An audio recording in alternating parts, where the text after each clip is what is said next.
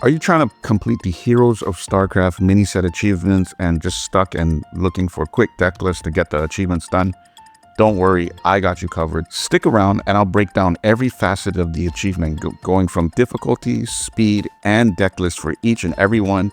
Trust me, this is not something you want to miss. Firstly, let's kick things off with the neutral achievements. This time around, there are only 3 neutral achievements, one for every race in the StarCraft world. So that's one for Terran, one for Protoss, and one for Zerg. And in fact, in this mini set's achievements, this is a particular one where you don't want to focus on them at all, because you're going to be able to complete while farming all of the class-specific achievements. For instance, the Protoss one is to discount 200 mana worth of Protoss cards. You will easily get this done while farming the Mage and Rogue achievement. The Zerg one is to summon 400 Zergs. Look, if you're playing Death Knight or Hunter, you're going to get this done very, very quickly. And the Terran one is probably the one that takes the most time, which is to summon 80 battle cruisers, and that means launching a starship as those races. That one will take a little bit more time than the other 2, but fortunately, Terran is probably the best race, as I had mentioned in my previous pre-release guide to the mini set, so you'll get that done with no problems whatsoever. All right, let's go. Let's start with the class achievements, and we'll start right off of the top in alphabetical order. We'll go with Death Knight first, which is Fungus Among Us. The Fungus Among Us achievement is to activate the Infestor's Death Rattle 6 times in one game. A little fun tidbit: Fungus Among Us does not refer to Among Us, the game, but actually to the Incubus album from, I don't know, early 90s. Fungus Among Us, the first debut of Incubus and Brandon Boyd and Mike Einziger. Don't ask me why I know so much about that. Maybe I'm aging myself, but yeah, that's the lore behind it.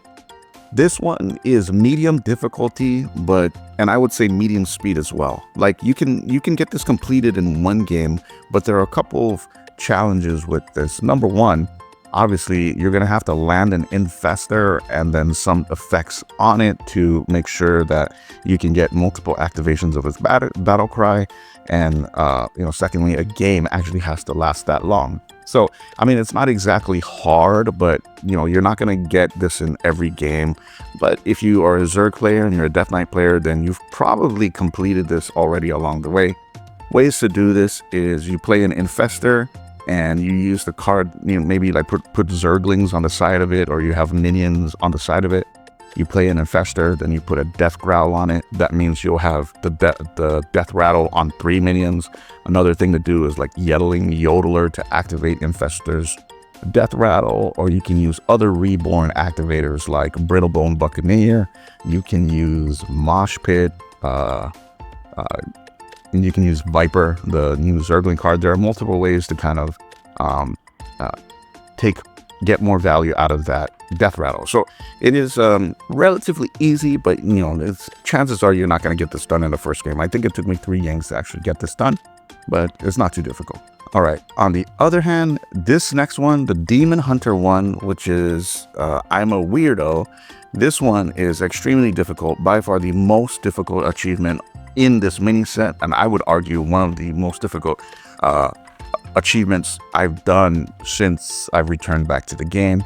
So this one's called I'm a Weirdo. That's obviously based off of the Radiohead song Creep, right? So it's like I'm a creep, I'm a weirdo, right? And this is Creep Tumor, right? So this is how it works. And obviously the achievement is to attack 18 times with Zerg minions while Creep Tumor is active. And Creep Tumor is that aura spell. It lasts for 3 turns, and it costs a couple mana to use, and it gives your minions rush and damage. Now, this is an issue, okay?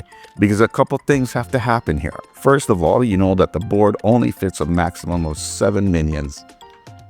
So if you're doing the math, let's say you have 6 minions on board, you have to attack every turn with 6 minions to get 18 attacks done. That's going to be challenging. Remember, Creep Tumor gives rush, it doesn't give charge, which makes this even more difficult, because not only, like, 2 things have to happen here. Either Creep Tumor has to be active, you're already winning the game, and you have minions on the board and your opponent's not doing anything, so you can get a free attack and make sure they can attack the next turn. Or he has to have a sizable board that you can summon minions on and rush into to trade them out, right? Like, it's difficult because, quite frankly, you don't have the mana or the resource to play 18 creatures in 3 turns. However, there are ways around this. So for me, my solution was this particular deck list. I tried other deck lists out there, and I just, they were too optimal for trying to be a good deck. And quite frankly, you don't want a good deck. What you want here is a deck that will get the achievement done. So this is what this deck will do.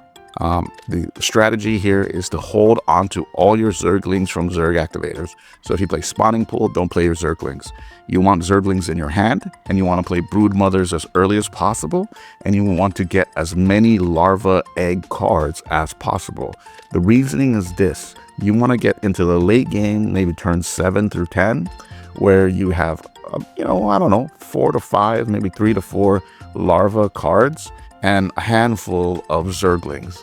Then when one of your larva cards pulls Viper, you want to play Creep Tumor, 5 to 6 Zerglings on the board, and then a Viper, because that way the Viper will pull something from your opponent's hand. All your minions will get reborn. They'll trade, they'll trade into that, and then you can get one more attack on more stuff on the board. So in one turn, you can get somewhere between 10 to 12 attacks, making the following turns much more simpler to achieve, to complete the achievement. This one is difficult, but with this particular deck list, I got it in 2 tries, but I spent over a day trying to get this with other deck lists. So I would really suggest my deck list and pray to God that, your opponent lines up, okay? Like, a lot of things have to happen well here, as you can see in this video. And Blizzard, please don't put an achievement like this in the game again, okay? This was just insane. I did not like it. So we go from that to Druid, which the Druid achievement is I'ma end your whole carrier, which is, a spin-off on the popular I'ma end your whole career meme from, like, I don't know, what, 10 years ago? Is that how old this meme is? But anyway, this one is a lot easier than Demon Hunter, but it is a little bit of a grind. The goal here is to attack with interceptors 160 times. Now, if you don't know, the interceptors are the minions that spawn off of a carrier, and every carrier spawns 4 of them. So if you're doing the math right, you play 1 carrier a game on an empty board or on an adequate board, then you're going to have 4 interceptors attack, which means that in 40 games, at worst, you'll be able to complete this achievement. But remember, you're going to get times when you can summon 2 interceptors per game, or where your opponent isn't able to clear all the interceptors, so they get more turn chances to attack, or your opponent doesn't clear a carrier, which means you get more interceptors to attack again, right? So while this seems like a lot of games, it's actually not that difficult. Now, the problem here is, of all of the decks that I'm going to showcase in here, Demon Hunter is by far the worst one, but this one would be the 2nd to 3rd worst one as well, simply because it's not optimal for like ladder climbing, but I wouldn't say it was that bad. I mean, I did climb, right? I played this on day 2 or day 3 of the ladder, and now I'm rank 4 or something, and I did use this deck, and I was winning, but it's not optimal. But this list might be pretty fun. If you haven't played Hero Power Druid, here's an opportunity to try it, and we've thrown Interceptor in there, and it works pretty well, so give that a run. So the Hunter achievement is Grooved to Tears. I'm not exactly sure what the reference is, but I'm gonna guess that it's about the Hydralisk's grooved spines, right? Which, I don't know if that's an ability or like just a feature of the Hydralisk. Anyway, this one is pretty easy to complete. You have to kill 80 enemies with the Hydralisk, okay? That's all you have to do. This is a fast achievement, and it's an easy one to do. Hunter is actually well positioned, and there are a bunch of different ways to play Zerg Hunter right now, like whether you're gonna use a card like Nexus Prince Jafar, or you're gonna go with just a more traditional Zerg route like I've done here. But the idea is kind of simple. You save your Zerglings and your Hydralisk for turns when your opponent floods the board or goes wide. Then you play a bunch of Zerglings and then a Hydralisk, because that's going to allow you to, get the highest chance of killing a lot of minions on the board. It is a very easy achievement to do. And it's fun, it's competitive. And one thing I would really suggest about this is remember that the Hydralisk just has to kill minions. So if you attack the Hydralisk into a minion and it dies, that also counts to the achievement. So it's very, very simple. Give it a run. The Mage achievement is called Thermal Lancelot, which I assume is a Warhammer 40k reference to the Thermal Lance, which is what the Space Marines use, the Space Marine weapon. It's kind of like a machine gun that's for plasma, I guess, or thermal, whatever. This one is kind of difficult. I would give it a medium difficulty and a medium speed, because you can, realistically, you can achieve this in one game, but a lot of things have to go right here. Basically, you have to get your Colossus's damage to up to 15. Now, we keep in mind the Colossus, his damage starts at 1. So, and every time you play a Protoss spell, you enhance it by 1. So, if you play a Protoss spell, then it's going to be 2 damage. Right? If you play another one, it's going to be 3 damage, and so on and so forth. This means you have to play 14 Protoss spells. And remember, it's not Protoss cards that upgrade it. It's Protoss spells. So this means things like the Photon Cannon, the card that draws you a couple of cards, etc., etc. You have to play those, and you have to play all 10 of those. Additionally, that's not enough because you have to play 14. So you need to find more through cards like Tide Pool and Rewind and things of that nature, right? So that's the only way to find the extra. But anyway, if you're able to do that, you're able to get the 14 spells out, then you can drop a big Colossus, which will OTK your opponent because it's going to be doing anywhere from 30 to 32 damage or even more than that, right? So it's not exactly you're not going to get it every game. And, if you're just looking to farm it, it might be kind of frustrating to have to play a few games. But fortunately, Protoss Mage is very, very fun. It's a good deck. I actually think Mage is really well positioned in the meta. And yeah, I did it with this list. I think it's pretty fun. You give it a try. I guarantee no one else is playing the list the way I have it with this particular build. So give that a run. From Mage, we move on to Paladin, and Paladin's is Stim to Win, which is a reference to the greatest game ever created, Dota, right? So in Dota, there's a character called the Juggernaut, right? He's a pretty cool, aggressive hero, and he has a move called Blade Spin, where he just spins around and you can control where he moves while spinning, and he just does damage in like that, right? Like he's spinning and he's immune to crowd control effects. Anyway, so they call it Spin to Win. I think that's where they got the reference from. I could be wrong, but I'm gonna say that's what it is. So this one is Stim to Win, which is to summon 60 Marines as Paladin. It's a lot easier than you think, and people aren't playing Paladin, and they should be. Okay, Paladin is kind of strong. I'm actually very surprised with how viable all the classes in the game are right now, except for Demon Hunter, which even could be fringe viable. But Paladin is very, very strong. It's very, very good aggressive deck, and it's a Terran card, the 1/1 that gets +1/+1 for however many minions are on the board on your side. It's actually pretty strong. But anyway, this one is simple. All you have to do is, summon the Marines with Jim Raynor's hero power. Paladin also has the Bunker card, which puts 2 Marines on the board. So you're going to complete this through the regular course of the game. It is actually not too difficult, and it's easy to play. It's fast, and you'll do good on the ladder with it.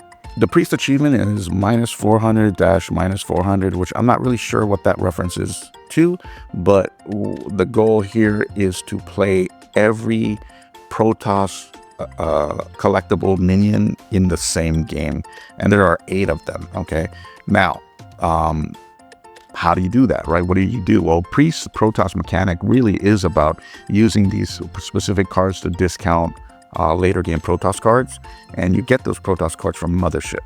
So if you need to play 8 of them, remember Mothership gives you 2 when you play him, and then 2 off of his death rattle. Now you need to play 8, which means, and they all have to be the different variants, right? So the 2 Templars, all the different, the 2 Druid ones, all the different Protoss minions. So in order to effectively do this, you got to use cards like Creation Protocol or power word synchronize or hallucination so that you can get more copies of Mothership and thus more copies of other Protoss cards. It's easy, it's fast, it's not too hard to do, it's kind of fun. Some people like this playstyle. I just kind of find it a little bit boring, but it's not hard at all. For Rogue, it's the 1 + 1 = 1, which is to merge 40 sets of Templars into Archons, right? And this is easy. If you look at my latest deck guide, there's this Archon deck that is very fun, challenging to play, but it's very good. And you can see, if you look at more recent videos of people like Clark Hellscream are catching on to this idea of how strong Archon Rogue really can be. So look, I told you guys, you heard it here first, right? I told you this deck is playable at the highest levels, right? And it is very good. One thing to know about this achievement though is that using cards like cover artists on an Archon don't count towards the total achievement. The only way you get it to count is by fusing 2 Templars, right? So it's a little bit of a fair grind. I don't see very many ways to cheat this and make this easier for you. It's absolutely not a problem because you're going to have a blast playing the game and playing the deck. Next up, we have tanks for the memories, which is the Shaman achievement. This one is easy, but it's quite a bit of a grind, okay? Fortunately, if you play Terran Shaman, you're playing probably the best tier 1 deck in the format, arguably. And this is simple. The achievement is to deal damage, 200 damage, using the battle cry effect of steam tanks or the siege tank, whatever it's called. And this is simple. Like basically, you want your opponent to have low health minions on the board when you use this card, so you maximize the damage to the face. Be aware that you cannot use Shutter Block and this card and deal the damage to the face. Now, if your opponent in a competitive situation has 3 minions on the board, or 4 minions on the board, whatever it may be, then playing Shutter Block into the steam tank is not a bad decision per se, because you're going to be able to clear a board. However, in most cases, you just want to use this to find that lethal damage. It's actually pretty good. Like Terran Shaman is actually a pretty nutty deck, so easy climb for me, but it's kind of a long ride. The Warlock quest is Dietary Restriction, which is to destroy 30 locations using Consume. So Consume is obviously that weird spell that I ranked very low in my pre-release miniset guide. Basically, you get 8 health and you remove 1 durability from a location. And as you've seen in my previous video a few weeks back, Location Warlock is a lot better than we thought it was. It's actually pretty good. Keep in mind that when you use Consume, it only counts to the achievement if it destroys the location. You have to use it on its last durability. But there's not much to say about it. You play any of the deck lists that I'm showing here, or you play the previous deck list that I had mentioned in my Location Warlock video. You're going to be fine. It's a fun deck to play. It's relatively competitive. I think it's tier 2 and it's easy. And the last class is Warrior, whose achievement is Cruise Control, which is to destroy 80 minions using the Yamato Cannon's launch battle cry effect. So Yamato Cannon is the 4-mana 3/3. When it comes into play, it destroys a random enemy, and when you launch the starship with it, it also destroys a random enemy. And look, Warrior is underrepresented, and it is a pretty good archetype. This card is pretty powerful, like for a number of reasons, clearly. Warrior has so many board clearing cards or small minion clearing cards and starship synergy, so you can oftentimes clear the board, leave 1 minion on the board or 1 or 2 minions, and then launch the starship to kill one of them. So it's effective, and this was actually very, very quick and very, very easy. And actually, this might be the deck that I end up using to climb to legend, because I actually have a very, very good time playing this deck. It's not like the traditional control. It has much more mid-range tempo elements, and it's effective. Now, keep in mind, you have to kill 80 minions with this, but you have more than 2 chances per game. Like, remember, you can put 2 Yamato Cannons in your deck, so that means you already have 2 activations for it. And when you launch them as starships, you have another 2, so that's 4. And then remember, you also have Fizzo in the deck to go get more copies of Yamato Cannon if it were in your hand. And you'll also have Jim Raynor to launch all the starships you have played previously. So potentially having anywhere of upwards to 6 to 8 times per game to tally points towards the achievement. It's not hard, and the deck is very good. Give it a run. Obviously, this is not an optimized like warrior list. I'm playing a 40 Yamato cannon, but I enjoyed it. I think it's pretty good, and you know, give it a run. It's easy climb. Hey, so that's all of it. That's the guide. Before I sign off, let me just remind you guys that there's no need to rush the achievements. Like, I mean, obviously I did it for the video, but you know, there's no reason that you guys have to do that. Like, there's no benefit of doing this today compared to 3 or 4 weeks from now, or even longer, like when the expansion rolls over. But if you are someone who's looking, a compulsionist, and you're looking for a way to complete the grind, I hope that this was helpful to you. If you like this content, of course, please help me out by following me, subscribing to my channel, giving this video a like. And if you think that there is an easier way to complete any of the achievements, please share it in the comments below. I'll be happy to pin those comments to the top so that you know, other people who come here in the future looking for ways to complete this achievement can find the right deck guides to get that done. As always, thank you for watching my channel. I appreciate all of you who come to me for any type of content related to Hearthstone, and I hope it's been beneficial for you as a player so that you can spend more time doing the things that you want to do in the rest of your life, okay? As always, see you next time.